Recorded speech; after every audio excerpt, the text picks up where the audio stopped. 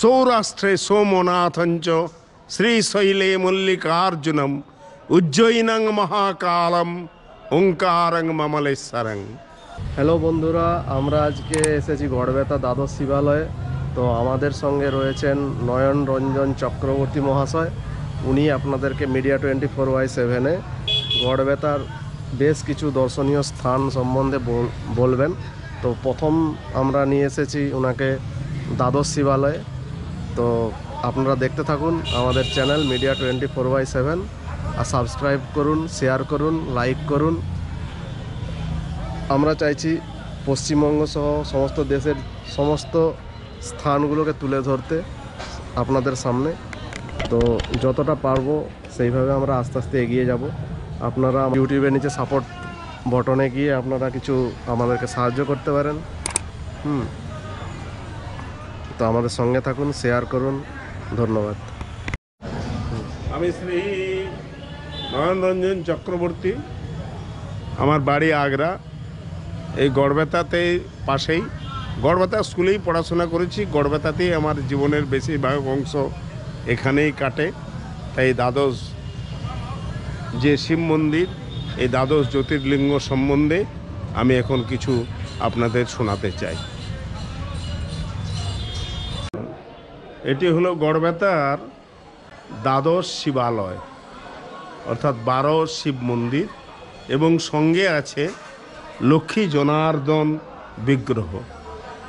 এটি এখানকার যে সিংহ রায় যে ফ্যামিলি, সিংহ ফ্যামিলি, সেই সিংহ ফ্যামিলির বড় বাকুলের যারা আদি ধনী ব্যক্তি ছিলেন এই এলাকার, তাদের গুরুদেব ছিলেন বেনারসের একজন গুরুদেব।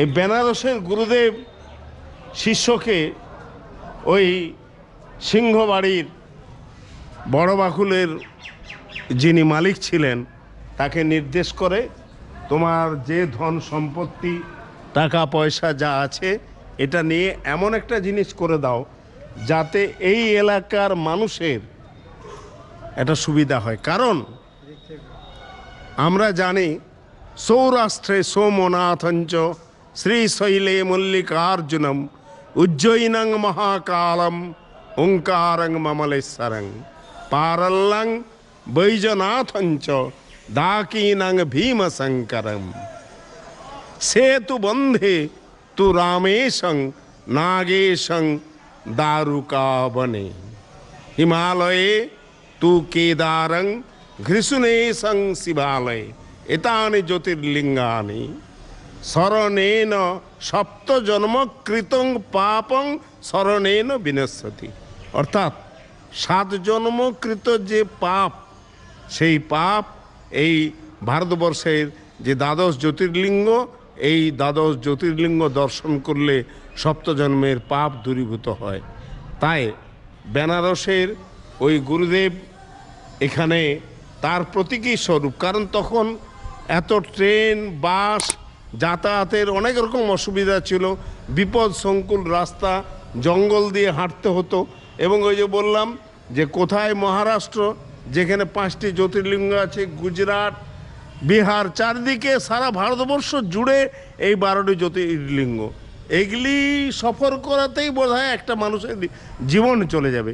তো তারা কিভাবে সেই পুণ্য থেকে কিছুটা অন্তত সঞ্চয় করতে পারে, এই ভাবনায় নির্মিত হয় দ্বাদশ এই শিবালয়।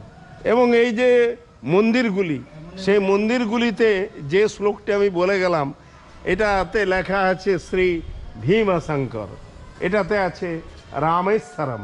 অর্থাৎ ভীমশঙ্কর এই লিঙ্গ আছে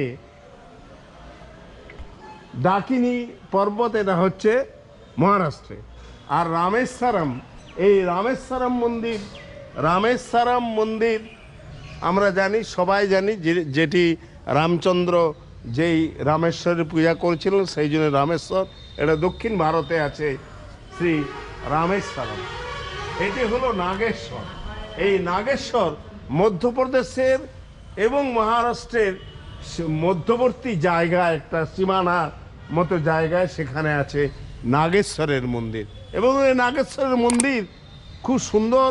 এবং সবচেয়ে বড় জিনিস যে অন্যান্য মন্দিরে যেমন মন্দিরের উপরেই যে মন্দিরের মূল জায়গায় শিবলিঙ্গ দেখা যায়, নাগেশ্বরের মন্দির কিন্তু সিঁড়ি দিয়ে একদম নিচে নেমে এই লিঙ্গকে দর্শন করতে হয়। ইনি হলেন নাগেশ্বর, ইনি হলেন শ্রী শ্রী বিশ্বেশ্বর। বিশ্বেশ্বর আমরা জানি যে কাশীতে বিশ্বনাথই বিশ্বেশ্বর, সেই কাশীতে বিশ্বেশ্বর, এই কাশী বিশ্বনাথ এই জ্যোতির্লিঙ্গ এটি স্থাপন করেছেন। এবং গুরুদেব যে স্থাপন করেছেন, আমি নিজে যখন এই লিঙ্গগুলিকে বিশেষভাবে লক্ষ্য করেছি, তাকে বিশেষভাবে মার্জনা করে দেখেছি, যে যে চিহ্নগুলি থাকা দরকার শিবলিঙ্গে, যে চিহ্নগুলির দ্বারা এক একটি জ্যোতির্লিঙ্গকে কোন কোন তিনি জ্যোতির্লিঙ্গ তা প্রমাণিত হয়, সেই চিহ্ন দিয়েই তৎকালীন ওই প্রাচীন যুগে 250 বছর আগে গুরুদেব সেই অনুযায়ী লিঙ্গগুলি সংগ্রহ করে তৎকালীন যুগে গরুর গাড়ি করে নিয়ে এসে এখানে প্রতিষ্ঠা করেছিলেন পাথরের মন্দির। ইনি হলেন ত্রম্বকেশ্বর, যেটা হলো নাসিক। নাসিকে যিনি বিরাজমান তার নাম ত্রম্বকেশ্বর, মহারাষ্ট্রের নাসিক। ইনি হলেন সোমনাথ, এই সোমনাথ গুজরাটে। তাহলে ভাবুন, এই যে দ্বাদশ জ্যোতির্লিঙ্গ দর্শন করতে গেলে কত জায়গায় যেতে হচ্ছে। এইটি হলো সোমনাথ, ইনি গুজরাটে বিরাজমান। এবং দ্বাদশ জ্যোতির্লিঙ্গের প্রথম লিঙ্গ হলেন সৌরাষ্ট্রে সোমনাথঞ্চ, এই সোমনাথ। দ্বিতীয় হলেন এখানে মল্লিকার্জুন। মল্লিকার্জুন এটা দক্ষিণ ভারতের রাস্তায় যেতে বিশেষভাবে এটা মল্লিকার্জুন একটি পাহাড়ের উপরে এই মল্লিকার্জুন জ্যোতির্লিঙ্গ ইনি বিরাজমান। এরপর হলেন মহাকাল।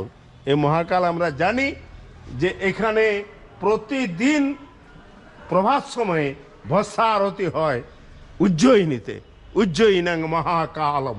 সেই উজ্জয়িনীর মহাকাল শিবের সেই জ্যোতির্লিঙ্গ এখানে স্থাপন করা হয়েছে। এরপর এইটাকে করা হয়েছে অমরেশ্বর। যদিও এই কথার মধ্যে বা এই লেখার মধ্যে ঠিক ঠিক আমাদের যে হিসাব সে অনুযায়ী আমরা এটা ওঙ্কারেশ্বর বলে আমরা জানি, এটাকে অমরেশ্বর হিসাবে করেছে। এই ওঙ্কারেশ্বর হলো এটা আপনার যেতে হয় মধ্যপ্রদেশের বিশেষ অংশে ওঙ্কারেশ্বর, এবং নর্মদা নদীর তীরে হলো এই ওঙ্কারেশ্বর। এবং এটি হচ্ছে বৈদ্যনাথ, কিন্তু এটা যেটা লেখা হয়েছে শিল্পী লিখেছেন এবং সেই অনুযায়ী বলা হয়েছে। আসল কথা হচ্ছে বৈজনাথ, পারল্লাং বৈজনাথ অঞ্চ। এটা মহারাষ্ট্রেই 5টি লিঙ্গ, তার মধ্যে বৈজনাথ একটি, পারলা বলে একটি জায়গা আছে সেখানে। এখন বিতর্ক আছে শাস্ত্রের, কেউ কেউ বলেন বিহারের যে বৈদ্যনাথ ধাম, সেই বৈদ্যনাথই দ্বাদশ জ্যোতির্লিঙ্গের একটা লিঙ্গ, কিন্তু আসল কথা তা নয়। তাহলে সংস্কৃত শ্লোকে অন্তত শাস্ত্রেই ভুলটা করতো নি, পারল্লাং বৈজনাথ অঞ্চ। সেই পারলার বৈজনাথ মন্দির হলো এই মন্দিরটি। এই হলো দ্বাদশ জ্যোতির্লিঙ্গের এই মন্দিরটি, যাতে মানুষ অল্প পরিশ্রম করে তাদের ঘরের সামনে যাতে এসে তারা দর্শন করতে পায়, সেই জন্য কিন্তু এই জ্যোতির্লিঙ্গগুলি এইগুলি মন্দিরগুলি করা হয়েছে। আমি কথা বলতে বলতে এদিকে ডান দিকে ঘুরে গেছিলাম। কেদারনাথ, কেদারনাথ আমরা জানি অত্যন্ত ভয়াবহ রাস্তা, হিমালয়ে কেদারনাথ।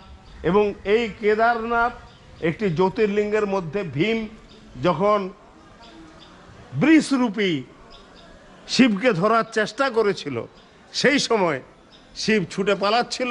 যুধিষ্ঠির বলেছিল যাকে পাবে তাকেই ধরবে, ধরে ফেলেছিল ভীম শিবকে, সেই বৃষরূপী শিবকে। তো শিব সেই রকম সময় সেই পুরা